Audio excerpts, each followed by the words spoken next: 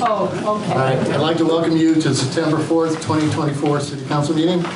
Roll call.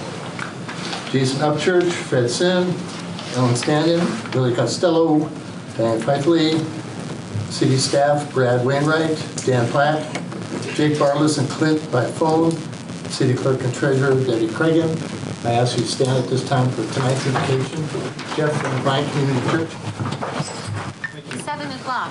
Heavenly Father, I just thank you for this evening, and I thank you, Lord, for everyone that is here this evening, that we still have this opportunity to participate in our governments. I thank you for the City Council and the Mayor and their leadership, and I would just ask, Lord, that you give them wisdom as they discuss the business of the city this evening.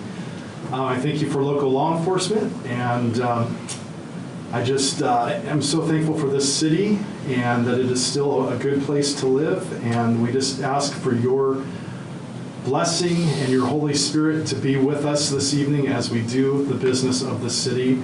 I just would ask, Lord, that you be with us as we work through the position 6 and 7 of the council. Just help us to make a wise choice in that endeavor. And again, just be with us tonight. I pray all these things in Jesus' name. Amen. I pledge allegiance to the flag of the United States of America and to the republic for which it stands, one nation, under God, indivisible, with liberty and justice for all. Thank you, Jeff. Okay. Number 4, approval of agenda. I want to amend item B. I want to eliminate it for tonight and move it to the next meeting. New business. Yes. Item B, Deer Park Golf Course irrigation pump. You have a second? Okay. All in favor? Aye. Okay, then to accept the agenda. Move to accept. You have a second? Second. All in favor? Aye. Motion carried. Approval of the August 21st, 2024 regular council meeting minutes. Move to accept the minutes. I second it. Okay, we have motion second. All in favor? Aye. Motion carried. Item 6, interested citizens, oral communications, requests and comments from the audience on unrelated agenda items. Mr. Warren, you were up first. Thank you. I just want to give a thank you to the fire department. I don't know if you know, but my neighborhood, Oak Meadow, it's a serious fire. Could have caused a lot of damage, and that's a very poor area. It's underrepresented, and that's what I want to talk about today. The citizens I live with, they're poor. It's a very mixed race. It's a lot of diversity over there. They don't feel comfortable here in Deer Park. They'll never come to a city meeting and address their opinion because they feel unwanted. So like I said in my second ever meeting here in Deer Park years ago, I'm here to be the voice of the voiceless. So I'm coming to the city council because I always said in my advocation that the mayor, the executive branch is the brains of the city. But the legislative branch, the council members, you're the heart and soul. You have a duty and a privilege, it's a privilege and a duty, honestly, to care about every single citizen here. Not a voter, but a citizen. And I find it embarrassing, I'm 42 years old. 30 years ago, I used to go after the Aryan nations. I was pretty young. I guess I was woke before that became popular to hate. I have no problems coming for them, mentioning things like that now. I don't think everybody here is racist. But I do think that the Deer Park, both the leaders and kind of we'll call them the cliques, do have a 1940s mentality. The problem is we're almost in the 2030s. So if this town truly wants to grow, it's having a population increase, it's not growing. I encourage you greatly to look in the mirror and think to yourself, with all the things I've mentioned, you don't have to like me. I couldn't care less. But I want you to look in the mirror and think of the issues I've brought. Racism, stuff that happened downstairs. You know, we kind of turned our heads and kind of hid. We go to our social clubs. You know, this world is not about the Chamber of Commerce. It's not about your social clubs. It's not about your politics. It's about the society here. So my request, look in the mirror. You want to be a leader in the city, see what kind of leader you are. But more importantly, what kind of a person are you? Because there's a lot of people here that will not come here and speak. They don't feel welcome. So I know I get kind of raucous. I know I may make you feel uncomfortable, but that's good. I want you to imagine living in a city where you feel like you're unwanted and underappreciated. And I will put it even closer. We had a council member that used to serve here. He had a mixed family. And part of the reason why he left this town, not the main reason, but part of it, was his wife didn't even feel welcome in her own community.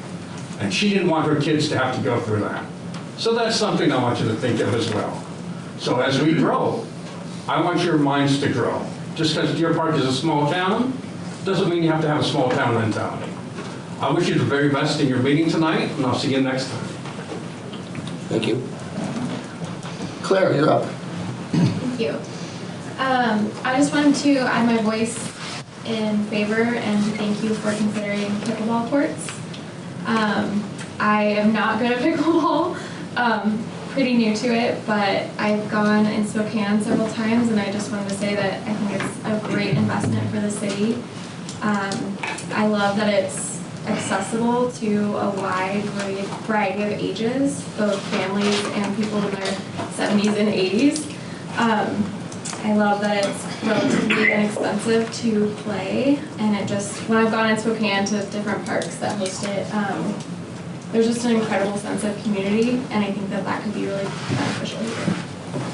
Thank you. Peggy, downtown revaluation. 5 minutes. This is gonna be a quick synopsis. I'm kidding. Do I listen to you? No, you don't. Okay. Let's see here. I got piles. You always know the people that do stuff because they have piles. And lots of water because they're always talking. Okay, so let me stand back here so I can talk to all of you. My name is Peggy Coyle. I have been part of this community since the 70s. My family moved here from Spokane, born in Great Falls, Montana. And my father was military, but ultimately he started a small business, Seven Seas Construction, in this community. I'm second generation. I have, ever since I left to go to Alaska, came back after 10 years, and then I got talked into doing Miss Deer Park, and it was fabulous. Pumpkin Lane. I'm a community volunteer. I'm also a business person. And I was asked many months ago when the city council voted to spend money on a downtown revitalization strategic plan and also a consultant that does retail recruitment. So I am just a community member that has been involved in this economic development for about 20 years. I worked with Penny Loomis and everyone on getting the infrastructure out by the airport so we can touch that 400 acres of light industrial. Because in order to make our town, we need jobs, we need retail, we need city streets, we need parks, all that kind of stuff. So here I am, back, asked to help to move these motions that the council did, that they don't have personnel to do this. So I want you all to remember that. You can spend the money and say, yeah, let's do it. But somebody here in your city employees or you have to do it. There's not going to be a Peggy that steps up this community to do this all the time. And so I warn you to think about that when you spend money, okay? So this is a great thing. I'm excited. I was really into the retail recruitment. We don't have anybody to go out and say, we need another grocery store. You, come here and look at our town. That's not their job. That's not my job. That's all of our jobs, right? We want it, we have to call them. I've done that. I've written it. This, what they pass the money for, hires people that's what they do. They have those connections. So tonight I want to report back that the retail recruitment portion of the contract that the council voted to hire for 1 year, extended out to 3 years.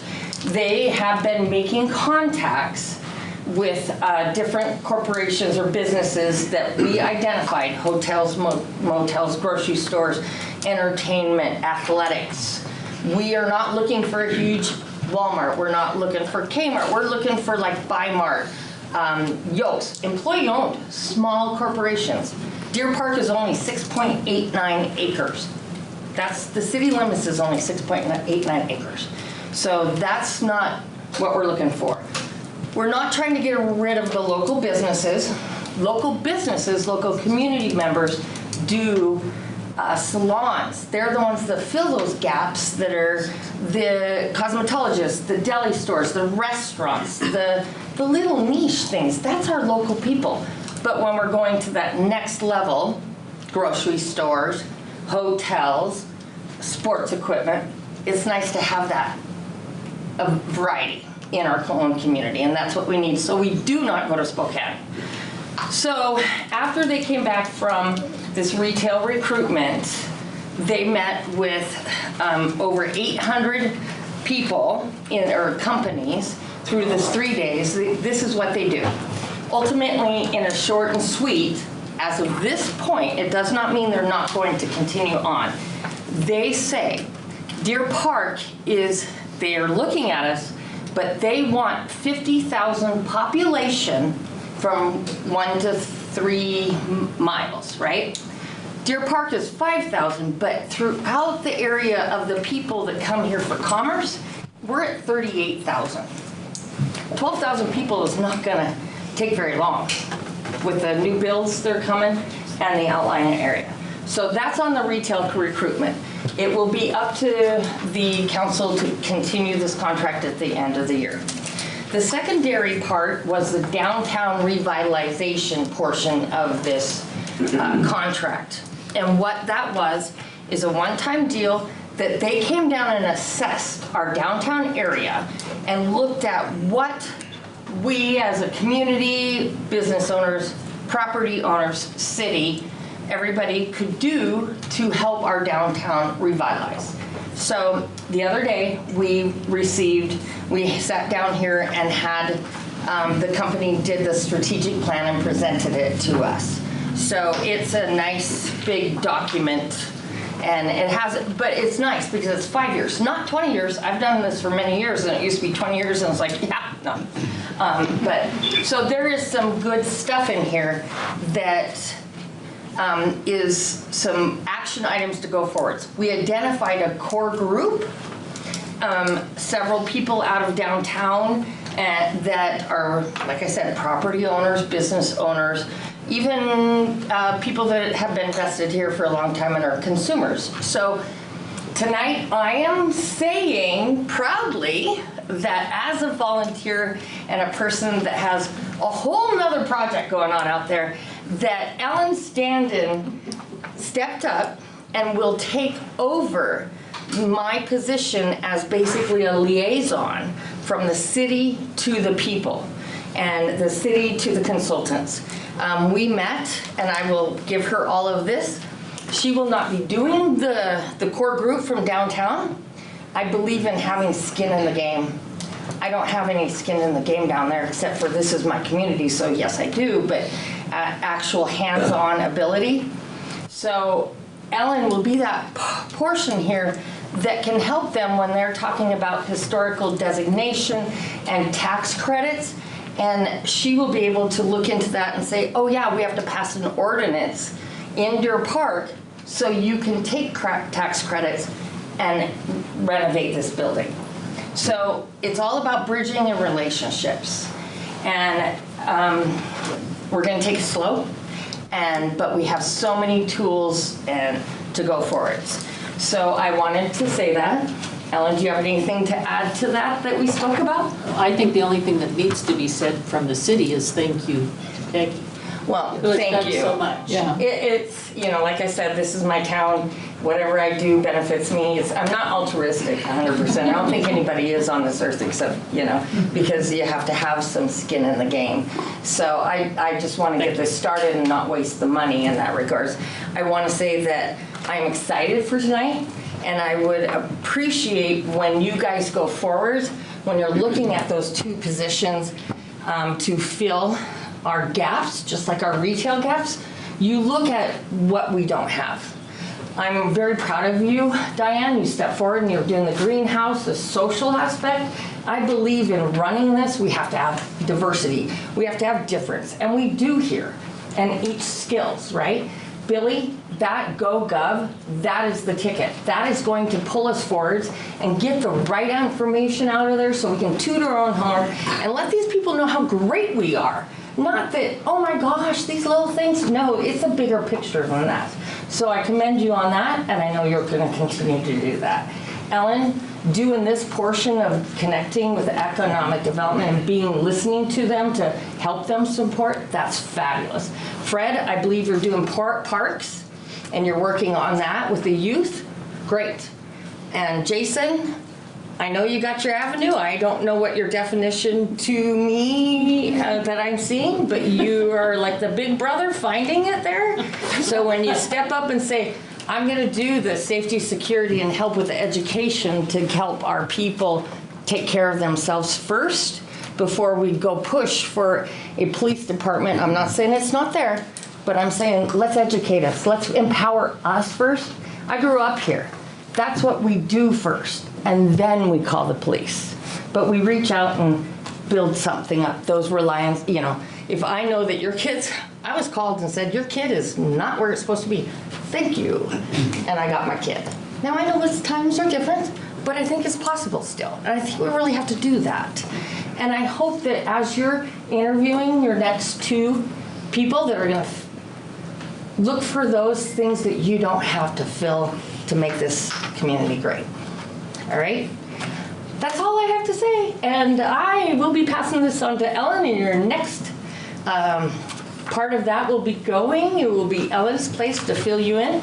We'll get together and send you all the strategic plan that was put out so you can get on the same page and see what's possible.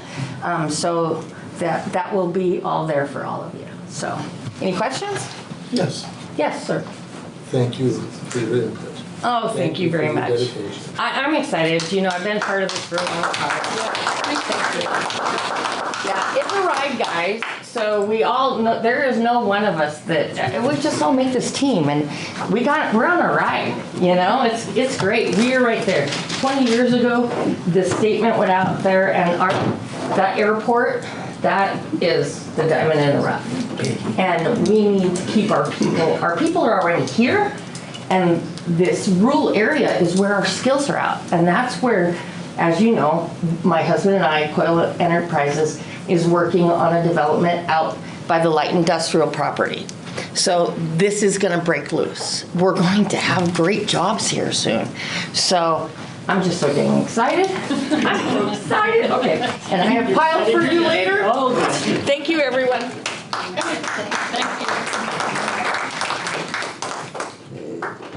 Next up, item 7, new business, letter A, license or deed of sharing memorandum of understanding, the flock system. Lieutenant Justin Elliott, you have the floor. Where would you like? Wherever you're comfortable. Yeah, I'm Justin Elliott with the Sheriff's Office with Rig 9. I'll stand over here. Those who don't know, Rig 9 is our regional intelligence group within the investigative division. So essentially, I'm a lieutenant of detectives, but we also have our crime analysis employees, and we've got our terrorism task force. But at the technological level, we've been working on a real-time crime center for the last about 3 years now. Started with American Rescue Plan funds on a $4 million grant. And that includes the center that we built at the Sheriff's Office, and also the funding of staff, equipment, cameras, and everything to bring all this technology together. So within our analysts in the Sheriff's Office, we're assigned to different investigative divisions. You have major crimes, you have property crimes, sexual assault, child abuse, and everything has to do with investigations. We assign analysts in each division. We're one of the leading agencies, if not in the Northwest and in the Northwest, that with our fusion and our intelligence efforts. And what we do is we use these different systems, but we have a few people that know how to really use them, right? Well, now we've opened that up to our deputies. They have the ability to access some of these systems that we spend tax dollars on, and we can use it hopefully in real time now, versus after the fact, next week, we get a crime report and we work on that. So in that effort, part of it, just one layer of many different types of technology, is license plate readers, in addition to live cameras. And I want to talk real quick about the difference between these cameras. We've got live cameras that can be accessed, that can be owned by us, by roads, by you and your businesses, and there's these video feeds that are available out there. For example, Deer Park High School, we've been connected to their cameras in real time for many years. So if there's an incident at the school, our analysts are trained to connect to those cameras and be able to give real-time information from anything that might be happening at the school that's an emergency. In those situations, it has to be an emergency to access. What we're trying to grow is being able to respond to these crimes in real time. And for our rural communities, sometimes we may not be in the area yet, and we have staff now that can check and see, all right, what is going on? We can tailor our response. We can add more deputies coming this way. Or do we really need to come up there for what's going on? Again, in the license plate reader effort, we've expanded to areas outside of Deer Park, all over Spokane, and we've seen a significant impact on crime. A lot of times in the media and everything you hear, nobody really talks about the crime victims anymore. They're talking about the police, they're talking about what the suspects and what happened. And we really focus on getting justice for the victims, or really preventing that crime through the use of technology. There's a lot of concern for technology a lot of times in the community, and rightfully so.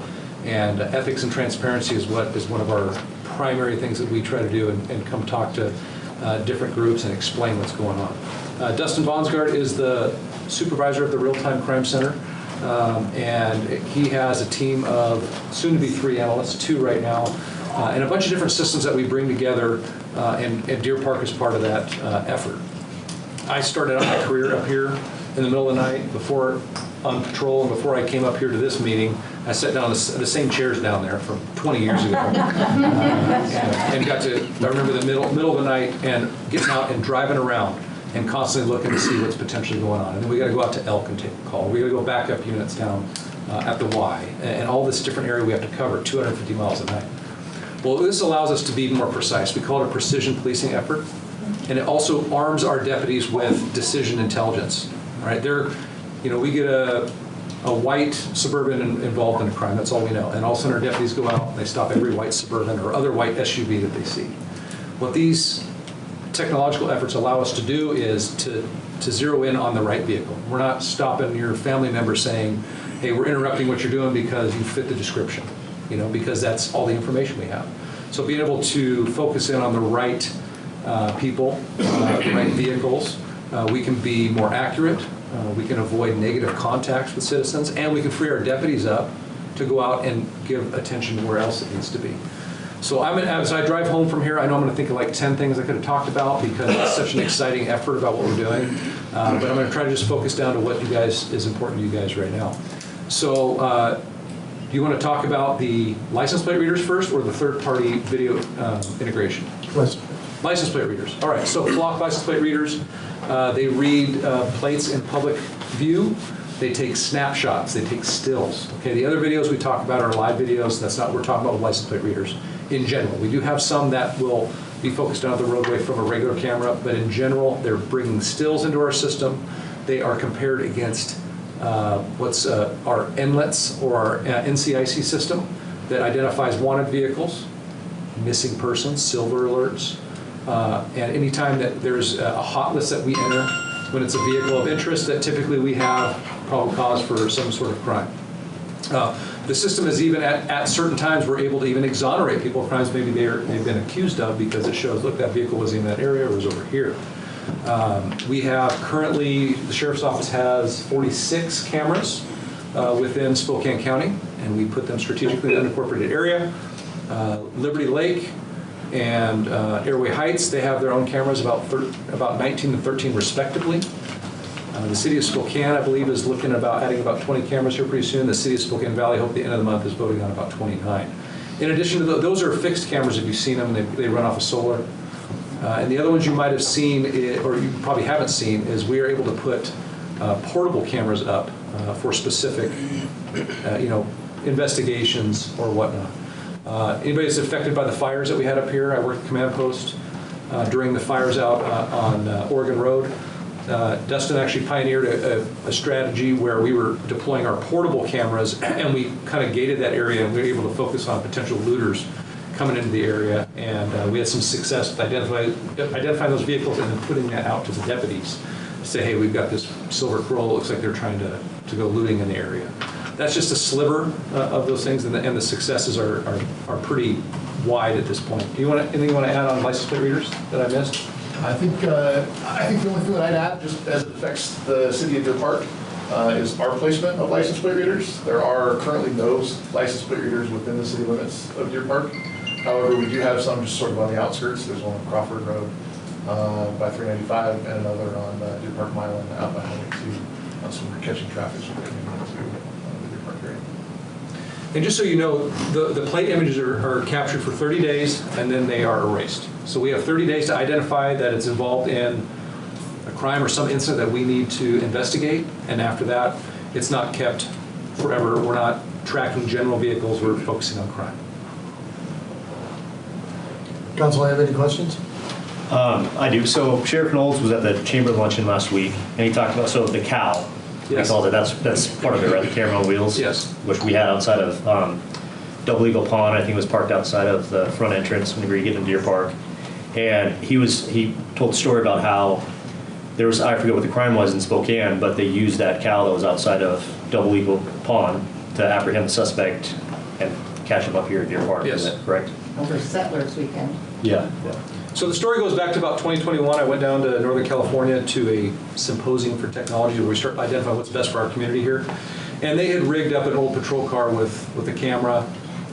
And then we took that idea, worked together, captured some of our recently retired vehicles. And with our great people, we were able to, for the cost of about $70,000 to $80,000 for those parking lot trailers, with the boom lights, or the boom cameras, it ended up being, I think total cost out of our budget was about $15,000, $16,000. And it has two cameras. One of them is a 360 camera, but also with a PTZ, which is a pan tilt zoom. And that just means that we can move the camera. It's all fancy talk, right? And part of that also has some audio detection, gunshots, screeching tires, nothing recorded, no conversations or anything like that. But also, Dustin and his team added an additional camera that is just dedicated to license plate reading. And what we're able to do is bring that feed into our Flock system, which one of the most important things about Flock is the analytics, where we can identify specific vehicles. Well, the city of Spokane had a drive-by suspect. How many drive-bys were involved in? 10. 10 drive-by shootings. Single suspect. They had no idea where he was at. We had a vehicle description, and they were able to load that into the system, able to find that the cow that had been parked over at Double Eagle Pond. We started kind of moving these amongst different communities with our other assets to try to affect crime. And luckily, they found that vehicle passed by it how many times? 20 plus times. And they were able to see with the additional camera that he had turned on H Street. H Street or H Street? And we got that information to Spokane Police. They were able to find he had a relative that lived there, and they took him into custody. How many drive-bys did we prevent with that? Right. We don't know. It's hard to capture what doesn't happen in police work, and that's what we kind of focus on. And hopefully that gives some sense of safety that we're able to better, those are the type of individuals we're focusing on. This grant was built on community violence intervention, and that's what our primary is. Additionally, we catch one vehicle prowler, let's say on the north side, and maybe he was going to come up and hit like 6-10 cars in Deer Park, and we stop that crime spree from happening. So through the cows, we can move them around. We've added, I think we're just unveiling our fourth one. Is that the ones on the patrol cars? Yes. Those are the cows? They're getting a lot of attention. Okay. Yes. All right. That's Dustin's baby. He is our cow herder. Some people thought they were speeding cameras for it now. So we do not use speed cameras at all. You're not going to get a ticket in the mail. We don't do that. We're looking for crimes. And all those questions are good. We want to hear that. We want to get the message out. That's why you probably saw a story in the news just the other day on them. We're going to add 2 more to the fleet, but they're just one component of our effort. And what you have to understand is, we just got back from Arizona and we got to tour some of the real-time crime centers. These agencies have multiple thousands of city cameras. Here in Spokane County, our infrastructure camera, we have no public works county cameras anywhere. So we're having to rely on partnerships, connecting with businesses, or if I'm going to add a camera to that pole out there, I'm looking at $8,000 to $10,000 out of our budget to connect that to us. So our best effort is to connect what's already in place. So that's what we're trying to do. And with LPRs, have been the license plate readers have been the most effective way for our deputies to get involved as well, because they get the hits in their car. They can get a hit on their phone. He can set it to just the Deer Park cameras working out here. He's not going to get the South Hill hits. He's not going to get the Airway Heights hits. He's going to get everything in here in Deer Park. So I'm sure there's a lot. Put plates in them. So like we can put plates in them. So if I have a crime and I have a plate, I can put it in the flock and it'll tell me. I can plug it in right there on my computer and it'll tell me when the last time that plate hit and where it hit. So it's stuff like you said that we can use in the moment. And I see you, I'll come back to you. One thing he talks about is we're very stringent about when plates can be entered. We don't want just any other agency or anybody putting like, hey, I want you to stop this car. There's got to be strict parameters on the crime involved and what it's for, because it's serious when we tell somebody, hey, that's a vehicle of interest. It's got to be pretty serious. There was an incident early on out here I think it was off Monroe. It was out here west of town, and there was a domestic violence, suicidal individual, armed, left in his truck. Deputies show up. I remember Dustin had put his plate in immediately. He was listening to the 911 calls. Probably didn't tell you that. We can now hear 911 calls as they're receiving them, because typically they got to come into 911. They got to go to a dispatcher. They then go out to the deputy. So about 4 minutes in general on a hot call isn't getting out to the deputies. So they're able to hear it. He put that plate in as a hot list. While deputies are on scene, the individual had looped around to come back to the house. So you can imagine if deputies are on scene and they're talking to family and an armed suicidal individual is coming back, they probably want to know that. So that was able to alert them. So that was one value too for officer safety. So that's just a few small examples, ma'am. I want to say, isn't it the cameras, the license plate readers that were very instrumental in not only catching but convicting co-burglars? The killers? There were actually flock cameras, I think in the Midwest, that showed his travel during that time. So we can, when we have specific crime, we can find, there's many other agencies, Tri-City has a bunch, West Side, other states, that we can connect those criminal movements of individuals. My family knows some of those children, so it's very close to home, but it's beautiful that they were able to catch him so quickly in regards, unfortunately, after the crime, but. Well, you said an important word there, quickly. I mean, if we're saving time, yeah, we're saving more than money, right? We're potentially protecting the lives of our deputies and citizens, et cetera. Absolutely. So that's just one of 280 success stories that we had in the. Oh, yeah.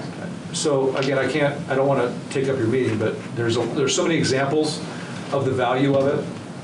So any other questions on license plate readers? Has my license plate been read? In the last 30 days, if it's beyond 30 days, I don't know. Because I don't have any warrants or anything like that, but if I drive by, it reads it, and you haven't. Yes, And so until you commit that crime. Okay, so if there's nothing attached to it, then it just is gone. Okay, so everybody's license plate is read. And They're taking photos of vehicles in the public view. Imagine a deputy is sitting on the side of the road and running plates. It's the same thing. He runs that plate. You're boring. I'd be. Okay, thank you. Yes, sir. Excuse me. So I know the benefits. I get them. There are people that are nervous over surveillance. The government is notorious for data collection on citizens that they don't want. How do you respond to those? So we're focusing on crimes, and our mission is a sheriff's office. And it makes our job easier in that respect, but yes, there's going to be additional surveillance, cameras, license plate readers, and that additional amount of technology adds safety, right? And we're constantly looking at where does personal liberties and privacy intersect with the public good and what's best for you and your neighborhood, right? So looking at where that intersection is, we're just trying to make sure that we're transparent, you know what is out there and why, and it's almost like you have to put yourself in the situation of a crime victim and go, okay, what's more important now that the plate reader is able to help assist them in solving my crime versus how uncomfortable do I feel about extra surveillance out there in eyes. So really it boils down to trust, If you don't trust us to make those good decisions, then, you know, it's more than just license plate reader cameras you got to worry about, right? So that level of, I guess we should say, additional ability and power that's added there, it puts us virtually on scene here and watching the area and making those decisions better. And from a real-time crime center, we've got an analyst there that is looking at that and reading it, and you know, maybe our value is, you know, maybe an elderly person or a child or somebody or a kidnapped victim is missing, and it helps us capture that person and bring them to safety. That's what we weigh against what's the feeling in the community of that extra technology. And you know, it's increasing, and it's ways for us to add value without getting deputies on the street is expensive and it's hard. And keeping them in certain areas, this is our way of kind of bridging that gap. Anybody else? Thank you, sir. You're welcome. Okay, next up, item C, task order 2022-05, water park system plan update, amending and adding an additional cost of $1,900. Dan, you want to handle that? Yeah, so this is part of an agreement that was made back in March of 2022. Basically, there was a lot more going back and forth with the Department of Health in regards to revising and revisions and reviews. So this was to compensate for the additional times and that wasn't expected. Overage. Yes, exactly. More questions? Second? All in favor? Okay, we got to go back to A and vote on that. So I need a motion for data sharing. Make a motion. Okay. Well, we're quiet. Second. Okay. All in favor? Aye. Motion carried. Item D, Department of Commerce 2026 Growth Management Act periodic update grant of $125,000 reserved for Deer Park. Dan? So this is just as it sounds, that letter. It's $125,000 that the Department of Commerce has allocated for the city of Deer Park. It's only guaranteed to us if we apply for it. And it's funds that we could definitely use for the comp plan update, which is kind of their way of saying if we're going to force you to do this, we'll help you out, which doesn't happen very often. So that's what this is for. About how much is the comp plan going to cost the city overall? I'll research that and I'll get back to you on Just that. curious. So I don't have a total amount. I know it's been being worked on for quite some time already before I even showed up here. So let me look into that and I'll get back to you. And our comp plan has to be done by 26. 2026, correct. And who's going to apply for this? I am going to apply for this. So this, what I'm requesting with this is approval for me to submit the application. The application, I need the mayor's signature on the application. I say. Okay, we have a motion second. All in favor? Aye. Motion carried. Item E, Airport E program grant assurances. Harold? So this is tied to the grant that you folks saw at the last meeting that I wasn't here for, but it is a sustainability grant replacing some of our gasoline-powered equipment, snowblower, riding lawnmower, and an aircraft tug with electric-powered. These grant assurances are standard with Department of Transportation, Aviation Division, and the FAA. And there's 26 of them that say that we will develop a 20-year master plan for the airport, that we will keep it operating as an airport, various things that we will use our revenues for the airport, and that the airport will establish competitive revenues, and that we won't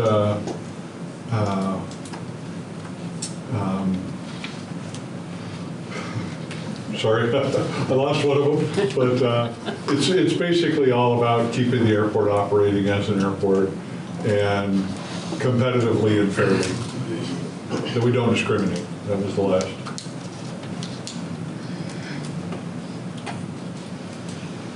Motion approved. I second. A motion and a second, all in favor? Aye. Carried. Item F, council interviews for positions 6 and 7. No. Huh? It's too late. You told them when you fill out that. Right, so we have 2 applicants. Linda, we'll start with you first. Can you come on up and sit up here? Please. Jason, we'll start with you.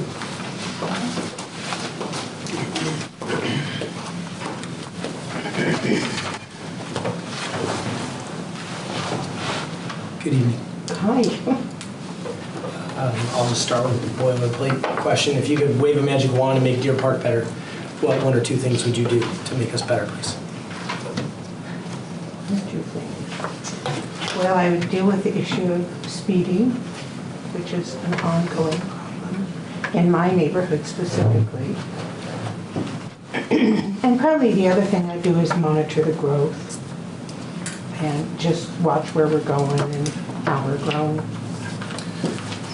On the growth portion, what are your concerns, or you say monitor, like, but what do you mean? Well, just, I think it goes back to the traffic issue again, that, you know, we're building these houses and I want to make sure that we're also monitoring the traffic. What I'm seeing in my neighborhood, for example, is since they made Dalton and Colville one way, that the traffic comes down and then drops down my street, because it's kind of the first street that goes into town, other than H Street, and then the construction traffic that I'm seeing in my neighborhood alone. So I think we need to monitor that along with our growth and just make sure that they understand they're traveling through residential neighborhoods with small children. Fred? So Linda, what would you like to achieve in your first term as a council person for the wonderful city of Deer Park? What would be your goals? I asked Jason when he interviewed me, or vice versa, and I asked him what he had accomplished in his first 4 years, and he kind of hesitated. He wasn't quite sure. There's a lot of bureaucracy here, a lot of lead time to get something done. As you know, I'm very concerned with Swynyard Park because it's in my neighborhood. So probably my first concern would be our parks, not only in my neighborhood, but around the city. You know, we have now the growth in Mix Park. Let's make sure we're doing that right. Let's make sure that it's accessible to all the citizens, not just the little ones. You know, and the other parks around town. You know, we saw Perrin's Park shrink due to the fire department, and that's turned out to be okay. But at the time, it was concerning because that had been a great meeting place for the people in Deer Park. So my concern, I guess, is the parks and the speeding, and of course, the 4th of July. You all know that I'm strong on that, so. What would you like to see replace the skate park over there at Swynyard? What would I like to see to replace the skate park? I would like to see a gazebo type thing where we have a lot of families who come there with the children. And I would like to see that go back to where it's more, we've got the playground equipment, we've got the basketball court, more along the line of just for families. I love Swynyard Park, and it can be just a neat place. Jason brings his kids there All the time. and we want it safe. Okay. Good. Linda, you lived here previously. Yes. And moved back to Yes. town. So What are some of the changes that you've seen in that? How long were you gone from the area? I was gone about 10 years. Okay. I retired, and my husband had some health issues, so we decided that we had at least one more adventure left in our lives. So we took 10 years and we moved to Mexico, and we lived out of country, which was a very learning experience. And then we moved to Texas, which was equally a learning experience. And then my husband decided that he would like to come back to Deer Park because we loved Deer Park. We lived outside of Deer Park before. And then we found a house that incidentally we had looked at in '85, and that was the house we ended up buying, was the same house we looked at in 1985. Okay. And any big changes in that 10 years that you really, or has it pretty, it's kind of been slow moving, but. It's been very slow moving, which I think is okay. You know, we don't need to speed ahead. No, I like what you're doing to downtown. I love to see the change down there. And I would like to see more restaurants. But, you know, I understand these are slow moving things. But I think we'll get there, with or without money. I got a pretty simple question. So one of these positions will be 2-year, one will be 4-year. And this is temporary till that next election. So come May, you'd have to register to run in the election. At this point, would you see yourself running in the election? With the 2-year? There's a 2- and a 4-year term. Probably. I'd have to look at that seriously. Okay. Okay. We're friends. Yeah, I work with Diane at the greenhouse. So I know everything I need. We The good and the bad. We want to know. Yeah, but it's my decisions. Never mind. Hey, Dee. Thank you. You're welcome. Thank you. Ross, you're up. And we'll start with you, Diane.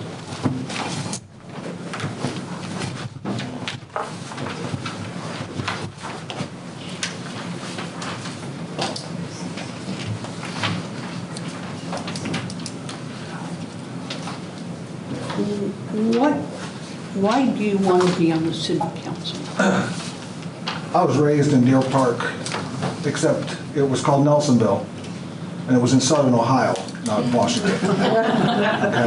Okay. I understand what small town values are. One of the things that we've done is we've moved, my wife and I, Norma back here, we've been married for 33 years. We've been involved in education for 40 years. I worked at the high school and the college levels as a coach, as a teacher, and as an administrator. We came out here to be with our grandkids. One of the things that we've always tried to do is give back to the communities we've been in. I've been hampered. She's been very able to get involved because she's on a church board and things already. I got out here and got cancer. And it's been 7 surgeries since I got here, and it's been touch and go in a couple of situations, and I lost a finger because of it. All right. I now have the ability, because I am feeling so much better. Doctors have said, okayed me, that I can give back to the community. So I've always been a part of the communities I've been in. The last community I was in, which was a small town, a little bit bigger than Deer Park in Montana, because my coaching career has taken me to different places. We did a tremendous amount of work there, and I learned the value. I've always understood from being raised in Appalachia. My father was a circuit riding preacher who sold insurance. My mother had different jobs and stuff, and my grandpa sold moonshine. And he was very good at it. All right. The small town values of living, we live 15 miles outside of town, and neighbors take care of each other. Neighbors love each other. And neighbors are there in times of joy, and they share it. In times of sorrow, they help you through it. And her and I both have small town values. She's from a small town in Montana. And everything that I've been at, every place I've been at, and I've been as a coach, administrator and stuff, a lot of success. I've had a lot of wonderful things happen. I've dealt with a lot of great people. But I've understood a couple things. One's the value of we, right? We have to accomplish things, and to do that, you must get a group together. When I took the job in Montana, they asked for, what can you do to make this place they said, we'd like to bring in some state events, but our town is too small. Well, we went out and we got state softball, we went out and got state golf. And the community put on a tremendous event. So good that we're used as a model. And also went out and I've been involved with all aspects of infrastructure in Gillette, Wyoming. I was in Gillette, Wyoming, and some of you may have heard of Gillette. If you want to look up Gillette Syndrome, I was there for all of that. And Gillette Syndrome is where you take a town of 2,500 and it turns into a town of 30,000. The taxing of the infrastructure of that, the taxing of safety, and for things for just people to do, it changed that community. And I see the same thing happening here. Then I went up to Sidney, Montana, where the Bakken's at, where they're doing all of the fracking and stuff, and the same thing is going on there. And her and I walk around this town. We sit on our porch almost every night. We live just up the street here. And we watch the Deer Park go by. And one of the things that I find fantastically interesting is that I see what's coming. I know what's coming. I've been through it twice. And I don't want to see this town. You have a group of people who love a town. Their culture is here. Their folkways are here. Their mores are here. It's part of their style. And they want to keep it that way. And they have a right to keep it that way.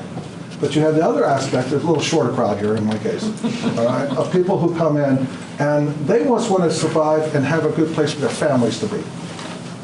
And when that happens, and I saw it in Gillette, and I was a part of it, schools, the taxing on the schools, water, people living in tents and encampments, people living in cars, and the process skyrocketing, alcoholism going up, you have to be aware of that stuff that's going to be happening as people come in, and they're coming in. You guys know that as well as I do. I'm an example of that. I've been here 4 years. All right. And so you can have either conflict and fear, or you can have assimilation, amalgamation. And that's what the job of city council and the county commission, and when you work with the police departments, the county sheriffs and stuff, that's what has to happen here, and that should happen here. So that this town, when I'm gone, when you're gone, still is Deer Park, and it still maintains its identity. But yet it is changing with the times that have to come at it. And I have the experience of having seen that twice. And I have the experience of putting together, I've worked with a variety of people. I recently got I worked at the state level and the national level on several things. And I had international, I was working in an organization where I was at the International Verdi, Giuseppe Verdi Opera Company, came in, and I had to deal with people from different worlds, different countries, different languages. It has allowed me to be very, very aware of we, not I, not me. And I have no agenda. I have no agenda. I have no purpose to be here except to enjoy my last days here. I will probably end up dying here in the future. I have 5 grandkids here. We ain't going anywhere. And I'd like to be a part of it because I think that I can bring something that might help you guys out. Also, same question I asked Linda. So this is kind of a temporary filler spot till our next election. Would you plan on running for the position? Yes. When I take a position, my wife can tell you, it's a full-time thing. And with me being retired, I'm available anytime that you need me to do anything. I've always been a volunteer as part of the community. And my wife can tell you, because we've had discussions about my 80-hour and 90-hour days when I put on tournaments and was involved. One of the last things I was trying to do is a town a little bit bigger than this. I was trying to build a $42 million recreation activity center with the senior citizen center, the library, 3 indoor gyms, and a swimming pool. And I got the land donated. I got all the hookups donated. I got the specs done by a Minnesota company for free, which they don't do. And the whole thing was on the table when we left, and unfortunately, I'm very sad it has died since I left. You? Ellen? Ross, is there something that you would love to kind of focus on while you were on the council? My expertise is in a couple of different areas. Recreation and activities and stuff is what my life has been. I've been doing that since I was 12 years of age. And so providing an environment for people to raise their families in and to enjoy the community and the benefits of being in a small town, that's the stuff where I'm very well trained in and very well versed in. The other aspects of it, though, I dealt with building schools. When I got to Gillette, it was trailer schools. We fixed that. And now they have 2 high schools open. I was part of the building a second high school. So there, aspects of that don't scare me because I've been around all of it. And, you know, I was taught at an early age to be versatile and stuff. I've stretched myself quite a bit. I worked in professional wrestling for a while, and I have raced stock cars, and I've been in the theater and stuff. It's just challenge yourself, right? So I don't back away from challenges. Thank you. Fred? Well, Ross, you have an impressive resume, and I want to commend you for volunteering to put your efforts toward the city. I am proactive in recreation facilities. Sounds like somebody I might be able to team up with to get the youth activities. You've got a lot of experience with that, so I think that would be helpful. I love the word proactive. One of the things that I always taught my kids, we were very successful. I had some national ranked teams and a lot of success. One of the things I told kids is that we do not react. We pre-act. We're going to prepare for everything that can possibly happen. And I think that that's something that they've carried over in some of them into their lives, because I still have contact with hundreds and hundreds of my kids. And they say, you know, some of those things that you told us, they're coming to fruition. And that's why people say, why is your team successful? I say, we don't get surprised at all a lot. And you're going to have, I think you guys are off to a good start. I've been watching what you've been doing here. I've been, you know, I saw you guys looking, I'm not sure what the lake purchase was all about, but I thought it might be water. I wasn't sure, it could be parks. I know that you guys, even a little thing like a pickleball court. Pickleball court's a great idea. When I design something like that or look at something like that, I also look at multi-purpose of it. What other things can we do? When I designed an athletic facility and a part of that in Gillette, they wanted to have basketball courts. When we got done, we had basketball courts that could be used for tennis and could be used for volleyball, with an indoor track around it that allowed the last two lanes could be used. What can you get? Where's your bang for your buck? And how can we make it so that it is something that the community can use? That is the stuff, and I like the way you put that, because that's exactly what you have to do. You have to pre-act, not react. Okay? Well, in closing, Ross, I just want to say thanks for, well, I commend you for fighting your cancer. I got no choice. I don't see those grandkids grow up. I got a football game to watch tomorrow. Jason? That should be good. Ross, have you come to the council meetings before? No, and the reason basically why is because I was really, really in bad shape. And they thought they were going to lose me last Christmas, and I'm back. From little Phoenix, risen from the ashes, and I feel very energized right now. And my wife can tell you it's a pain in the rear end of her, because I sit on the porch all day long going, you know, we ought to look at doing this here. This would be a nice thing here. And this would be something that would be, and she goes, well, why don't you go up and run for council? And so I said, okay, I will. But I understand. I haven't been around. And the reason why is because I haven't physically been able to be around. I am now. Thank you. Thank you. Okay, item 10, the consent agenda. Letter A, approval of voucher claim check numbers 42-286 through 42-315, including EFT debits in the amount of $893,471.08 for the second half of August 2024. And item B, approval of payroll checks number 15-570 through 15-609, including PFML, LTC, 941 taxes, and health benefits in the amount of $170,636.89 for the month of August 2024. Second. All in favor? Aye. Item 11, council questions, comments, reports. Jason, we'll start with you, sir. Just in light of the discussion on position 6 and 7, so I think there's 3 others that have applied. There's David, Patrick, and Chase. Is there anybody else that has applied? Okay, that's all. Good. Zippy Fiber is going to do a presentation the next meeting on the 18th. So that's all I have. Ellen? Again, I want to thank Peggy for what she has done, and hope that she holds my hand. I will. She'll throw you to the floor. Hey, don't you just. Mr. Costello. Yeah, just a couple quick things. Download the Deer Park Connect app if you haven't already. That's good. And the other thing, Peggy was talking about the retail strategies and the downtown revitalization. I was on that presentation, and a lot of stuff's going to take some time, years to get things done, but there are some low-hanging fruit that we can get the ball rolling now.